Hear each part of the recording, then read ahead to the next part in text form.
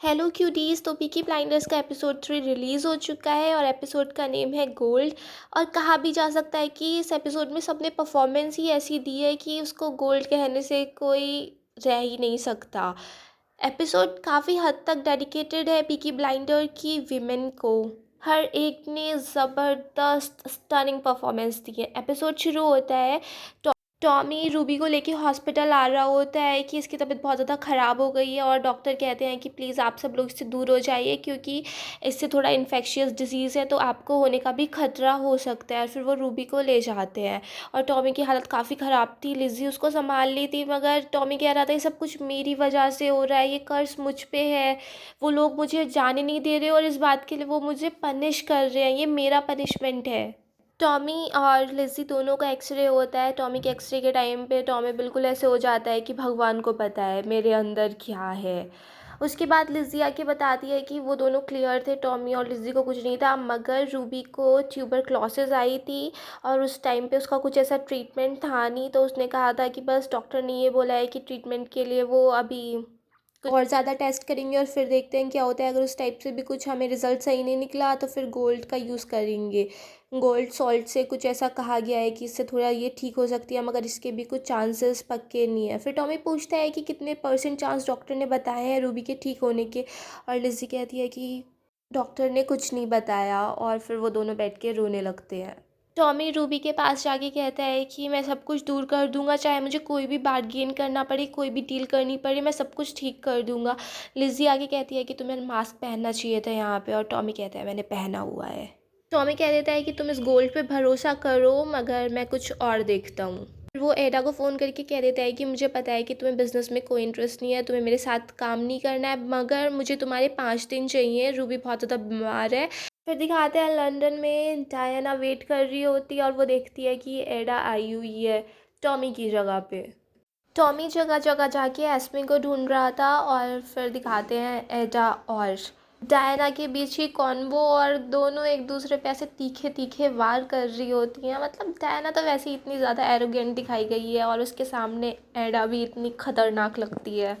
Diana तो poverty को लेके भी यही कहती है कि हाँ जेनेटिक्स की वजह से ही तो लोग गरीब होते हैं। और फिर वो शेल्बी फैमिली को कहने लगती है कि एक जिप्सीज़ की ट्राइब जिसने कैसे पूरे शहर को हटा दिया और फिर वहाँ पे सेटल हो गई और जिसके बच्चे कुछ बन नहीं सकते थे उसमें से एक गैंगस्टर बन गया, फिर वो पॉलिटिशियन बन गया और एक दूसरे एंटीक्स में जिसका इंटरेस्ट है, ऐसे कैसे हो गया।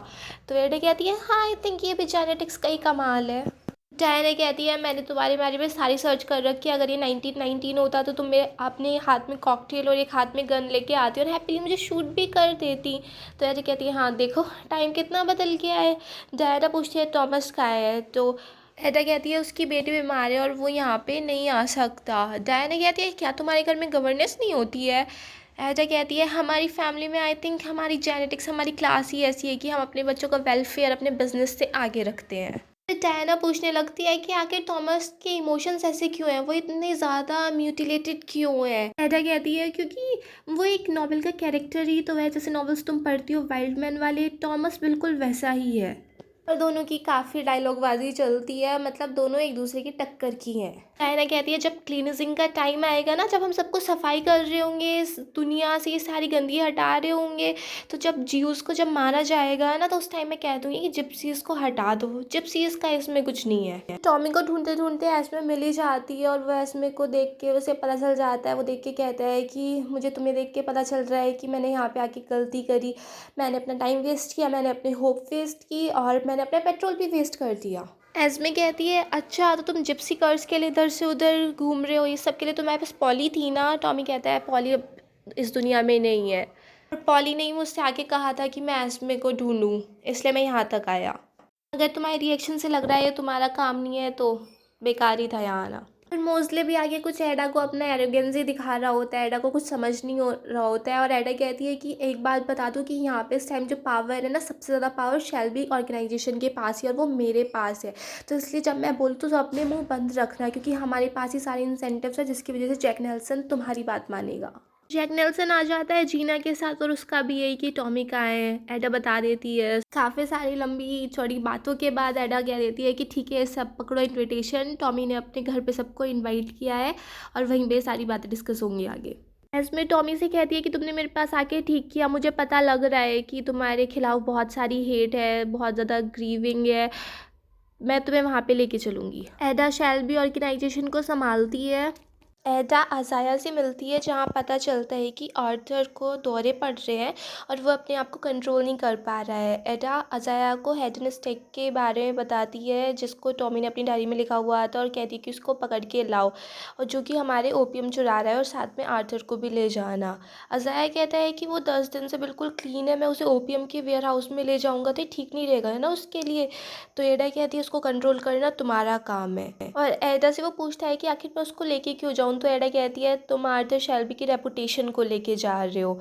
एडा एंड लिज़ी मिलते हैं और लिज़ी काफ़ी ज़्यादा परेशान थी, वो कहती है कि मैं रो भी नहीं सकती वरना सब कुछ ख़त्म हो जाएगा, सब बिखर जाएगा। अब उसके दोनों लंग्स में फैल रहा है और गोल्ड सॉल्ट वाला ट्रीटमेंट शुरू होने वाला है, और वो एडा को फेस को देख के कहती है कि हाँ मुझे पता है, मैंने जितने लोगों से भी यही कहा है सब ने किसी न किसी की डेथ ही देखी है इस ट्रीटमेंट में। एडा कहती है कि मैंने जिसकी देखी है वो ओल्ड था, तो मे बी हमारी रूबी बिल्कुल ठीक हो जाएगी। लिज़ी कहती है कि अच्छा है टॉम यहाँ पर नहीं है, वरना वो अपने आप को ही ब्लेम करता या दूसरों से फाइट करता। मुझे इस टाइम पे कोई नॉर्मल इंसान चाहिए, एक नॉर्मल मैन चाहिए, और टॉम को प्लीज़ तुम मैसेज दे देना। एडा कहती है कि वो सिर्फ मुझे इंस्ट्रक्शन देता है, इन्फॉर्मेशन कभी देता नहीं है, और जो मेरे पास तुम्हारा मैसेज आएगा वो पता नहीं उस तक कब तक पहुँचे, तो कोई फ़ायदा नहीं है।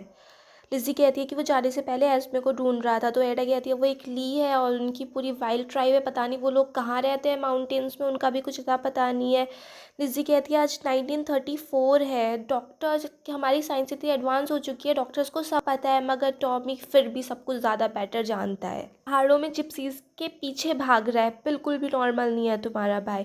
इस पे टॉमी से कहती है कि आगे हम घोड़ों से चलेंगे, और टॉम कहता है अगर मुझे पता चला कि तुम मेरा सिर्फ टाइम वेस्ट कर रही थी तो इसी रस्सी से तुम्हें जान से मार दूंगा। लिवरपूल में आर्थर बिल्कुल गैंगस्टर रोल में उन सबको लेके चलता है कि तुम सब पीकी ब्लाइंडर्स हो, ऐसे स्वैग में लेके चलता है। वहाँ पे हेडन स्टेक को आर्थर कहता है कि वैसे तो स्टीलिंग के उसमें हमारे यहाँ पे ब्लैक पब स्टार में लेकर जाते हैं हम, बट मैंने और एडा ने तुम्हारी पनिशमेंट कम कर दी, अब सिर्फ तुम्हें एक बीटिंग ही मिलेगी। बट हेडन स्टेक की बातें ऐसी थी जो आर्थर के अंदर के एडिक्ट को पसंद आ जाती हैं। वो ऐसे कह रहे थे कि मुझे पता है कि तुम्हें कैसा फील हो रहा है, कैसे तुम अपने सारे दरवाजे खोलना चाहते हो, मैं तुम्हें फील कर सकता हूँ।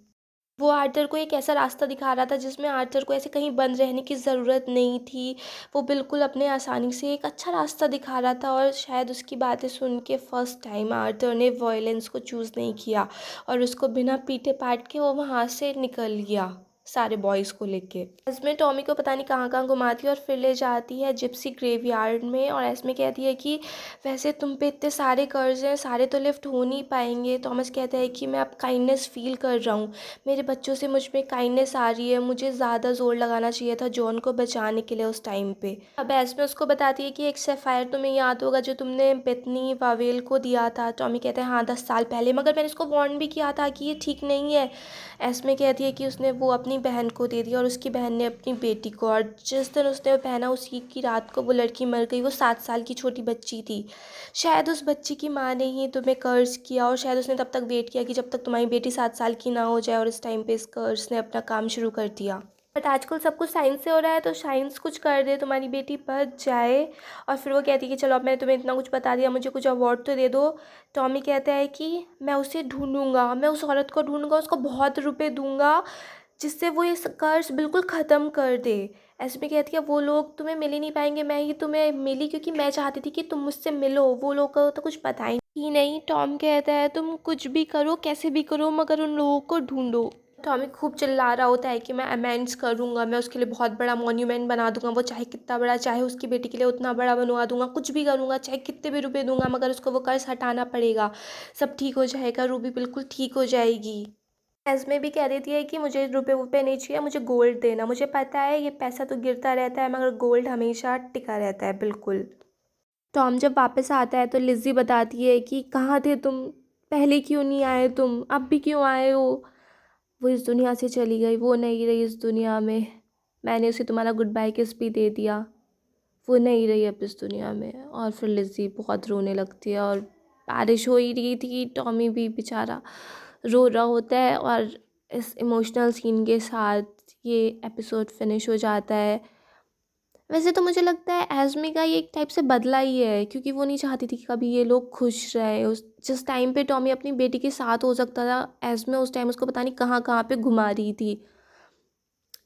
अगर आपको ये पसंद आया हो तो प्लीज़ मेरे चैनल को सब्सक्राइब करें, लाइक करें, शेयर करें, कमेंट्स करें and bye bye till next video.